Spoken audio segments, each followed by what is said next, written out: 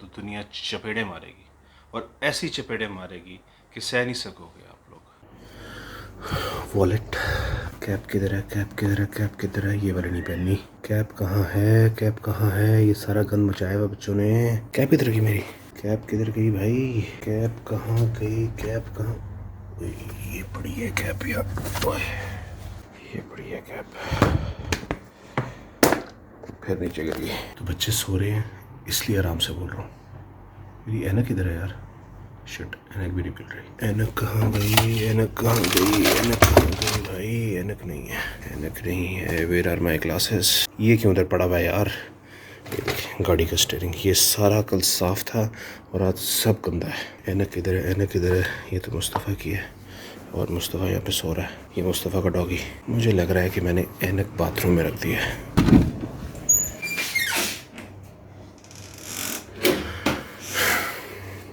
वो बढ़िया, आ जा भाई। अब ठीक है भाई, नाउ इट्स परफेक्टली ऑलराइट। शीशा देखा कितना गंदा है? ये देखिए, बहुत गंदा है भाई, सफाई नहीं होती। तो अस्सलाम वालेकुम guys, welcome back to a new vlog. बच्चे सो रहे हैं वासे और मुस्तफ़ा, इसलिए आराम से मैं बात कर रहा हूँ। ना मुझे कैप मिल रही थी, ना मुझे ऐनक मिल रही थी। बाथरूम का शीशा इतना गंदा है। अभी नीचे जाता हूँ, नीचे आके बोलता हूँ कि भाई कमरे की आज सफाई करेंगे तो बाथरूम का शीशा ज़रूर साफ़ कर दीजिएगा। ये दोनों उठ गए हैं, मैं नीचे जा रहा था। और आपने अभी अपना दूसरा फ़ोन गिराया भी है? जी मैंने गिराया है। ये डॉगी क्या कर रहा है?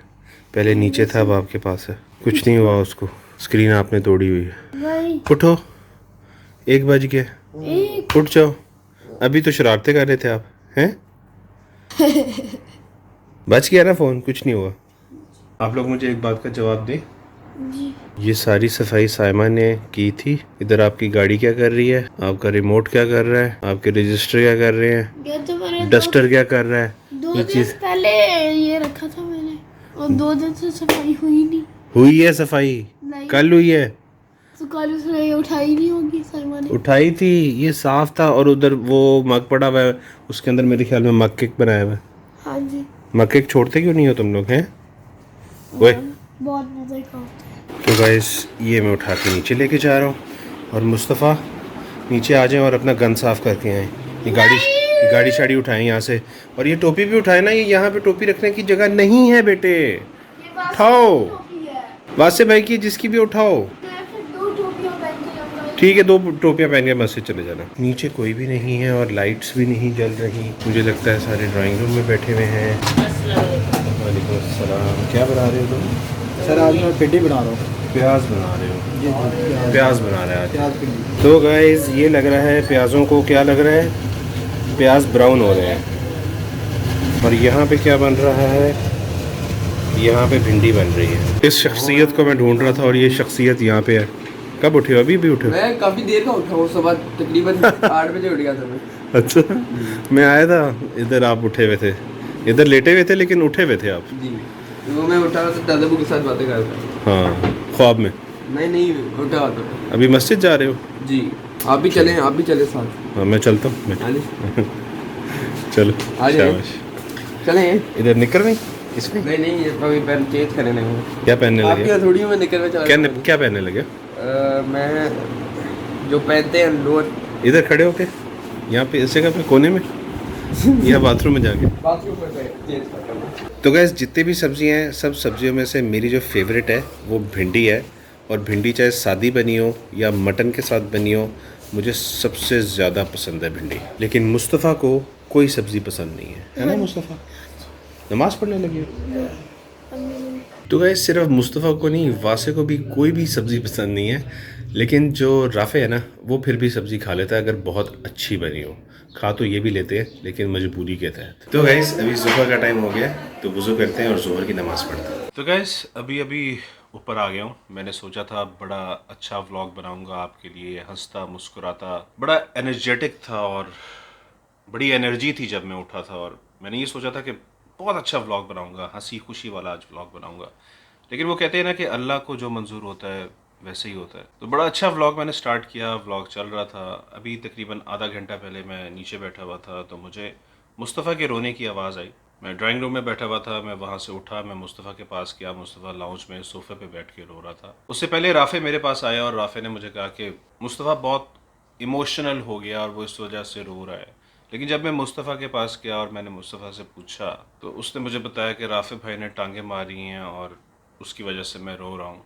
लेकिन जब मैंने डिटेल में पूछा राफ़े, वासे, मुस्तफ़ा को बिठा के, तो मुझे ये समझ आई कि टांगे मारने का इतना ज़्यादा इशू नहीं है। इशू ये है कि बच्चे जो हैं वो इमोशनली ड्रेन हो रहे हैं। शायद मैंने पिछले व्लॉग्स में पहले भी आप लोगों को बताया हो कि मुस्तफ़ा ज़्यादा ड्रेन्ड है। Emotionally he is more drained than his elder brothers. मतलब अपने दो बड़े भाइयों से ज़्यादा इमोशनली ड्रेन्ड है। उसकी वजह ये है कि जब उसकी वालदा छोड़ के गई थी तो वो 6 साल का था। मैंने फिर बच्चों को नीचे बिठा करके समझाया, बहुत समझाया मैंने उनको यही कहा, मैंने कहा बच्चों इस तरह से रहोगे ना तो दुनिया इज्जत करेगी, अगर इस तरह से रहोगे ना तो दुनिया चपेड़े मारेगी और ऐसी चपेड़े मारेगी कि सह नहीं सकोगे आप लोग। तो मैंने उनको यही कहा, मैंने कहा माँ थी सर पे, वो चली गई है, वो अब अलहदा है, वो अलहदा बैठी हुई है। सो अभी फ़िलहाल बाप है। मुझे पता है तुम लोग इमोशनली ड्रेन्ड हो, इसी वजह से तुम लोगों की आपस में नोक झोंक भी होती रहती है। मुस्तफ़ा को भी मैंने समझाया, लेकिन छोटा है, क्या करें, रोना आ जाता है उसको। पहले तो हर रोज़ रोता था, मतलब उसका यही होता है कि वीक में 6 दफ़ा रो लिया, एक दिन नहीं रोया। और इस सब के बीच में जो एक सिंगल पेरेंट होता है ना, जो फादर, मैं तो फादर्स की बात करूँगा, मदर्स तो ज़्यादा मुझे कांटेक्ट करती हैं, मुझे फॉलो करती हैं, लेकिन as a single father, as a single dad बात करूँगा कि मैं बेसिकली ना अपनी आइडेंटिटी ही भूल गया हूँ कि मैं कौन हूँ। कभी पास्ट में जीता हूँ तो कभी फ्यूचर में जीता हूँ। ये नहीं कि अल्लाह पे यकीन नहीं है, अल्हम्दुलिल्लाह नमाज पढ़ता हूँ, दुआ करता हूँ अल्लाह से। मायूस तो वो बंदा होता है ना जो दुआ ही नहीं करता। तो दुआ करता हूँ अल्लाह से कि या अल्लाह ताला जो हालात हैं जैसे भी हैं इनको ठीक कर दे। लेकिन एक बात मैं आपको बताऊँ कि एक तो मुझे यार ये जो मोटिवेशनल स्पीकर्स हैं ना, इनकी बातों पे बड़ी हंसी आती है, जो ये कहते हैं ना कि अगर आप सिंगल हैं तो ऐसे कर लें, अगर आप सिंगल हैं तो वैसे कर लें, अगर आप सिंगल हैं तो वैसे कर लें। खुद सिंगल होते नहीं और सिंगल पेरेंट्स को मशवरे दे रहे होते हैं। तो बात मैं ये कह रहा हूँ कि मैं अपनी आइडेंटिटी भूल गया। एक बेटा जब पैदा होता है ना तो खुशियाँ मनाई जाती हैं, लड्डू बांटे जाते हैं और कहा जाता है ये मेरा बेटा है, ये बड़ा होके मेरा बाजू बनेगा, ये बड़ा होके मेरे लिए ये करेगा, ये मेरा नाम रोशन करेगा, ये ऐसे करेगा, ये वैसे करेगा। इतना बर्डन डाल देते हो उस बेटे के ऊपर कि मोस्टली बेटे उस बर्डन के नीचे आके वैसे ही फारिग हो जाते हैं लाइफ के अंदर। 60 से 70% फेल हो जाते हैं, तकरीबन 30 to 40% पास हो जाते हैं लाइफ में। वो ये बर्डन होता है फैमिली का जो उनको फेल कर देता है। अब मेरी मिसाल ले ले, सारी ज़िंदगी दूसरों को खुश करने में लग गई। बैचलर थे तो दोस्तों को खुश करते थे, शादी हो गई तो जेन में आया नहीं अब तो बीवी को खुश करना, फिर बच्चे हो गए तो फिर जेन में आएगा नहीं अब बीवी और बच्चों को खुश करना, माँ बाप को खुश करना, लेकिन खुश तो किसी को भी नहीं कर सके। तो मेरी एक रिक्वेस्ट है कि जो भी कपल्स हैं जिनकी आपस में लड़ाइयाँ शड़ाइयाँ हैं, जो कुछ भी हैं यार, ख़त्म करो इसको। अगर बच्चे हैं तो कॉम्प्रोमाइज़ करो, लाइफ को गुजारो, इज्जत के साथ लाइफ को गुजारो। अपने छोटे मोटे मसले, एक रोटी नहीं बनी, दो रोटियां नहीं बनी, तीन रोटियां नहीं बनी, मैंने ये काम नहीं करना, मैंने वो नहीं करना, मैंने ऐसे नहीं करना, मैंने वैसे नहीं करना, ये बहुत पेटी इश्यूज़ हैं, बहुत छोटे छोटे इश्यूज़ हैं, इनको साइड पे कर दो। अगर बच्चे हैं तो इनको साइड पे कर दो, अपने छोटे छोटे मोमेंट्स को, अपनी छोटी छोटी खुशियों को जियो। तो एक जो सिंगल फादर होता है ना, उसके जहन में ये यार होता है कि यार मैंने कहाँ कहाँ गलतियाँ की, अच्छा मुझे ये रिलेशनशिप में ये वाली गलती नहीं करनी चाहिए थी, मुझे ऐसे नहीं करना चाहिए था, मुझे वैसे नहीं करना चाहिए था, मुझे उस टाइम अगर मैं ये स्टेप उठा लेता तो ऐसे हो जाता। ये वो पास्ट की बातें सोच रहा होता है और फ्यूचर में फिर वो सोचता है कि मैं शादी करूँ ना करूँ, मुझे किस तरह की लड़की चाहिए, मुझे ऐसी लड़की चाहिए जो कि मेरा भी ख्याल रख सके और मेरे बच्चों का भी ख्याल रख सके, या ऐसी लड़की चाहिए जो कि इस सिचुएशन से पहले गुजर चुकी हो, या ऐसी लड़की होनी चाहिए कि जिसकी पहले कभी शादी ना हुई हो। बहुत सारी सोचें आती हैं दिमाग के अंदर, इतनी सोचें आती हैं दिमाग के अंदर कि दिमाग कई दफ़ा फटने वाला हो जाता है। अपनी इनकम को देखना, बच्चों की ज़रूरियात को देखना, बच्चों की नीड्स को देखना, बच्चों के शौक क्या क्या हैं, बच्चों को टाइम देना। तो जितने भी तगड़े होते हो आप, जितने भी कॉन्फिडेंट होते हो आप, छुपाते ज़रूर हो, अपने अंदर ज़रूर रखते हो, अंदर से बेशक टूटे हुए हो, बताते नहीं हो किसी को। बिकॉज मर्द को तो दर्द नहीं होता, बिकॉज मर्द तो रोता नहीं है, बिकॉज मर्द तो स्ट्रांग होता है, बिकॉज मर्द अपने इमोशंस शो नहीं करता।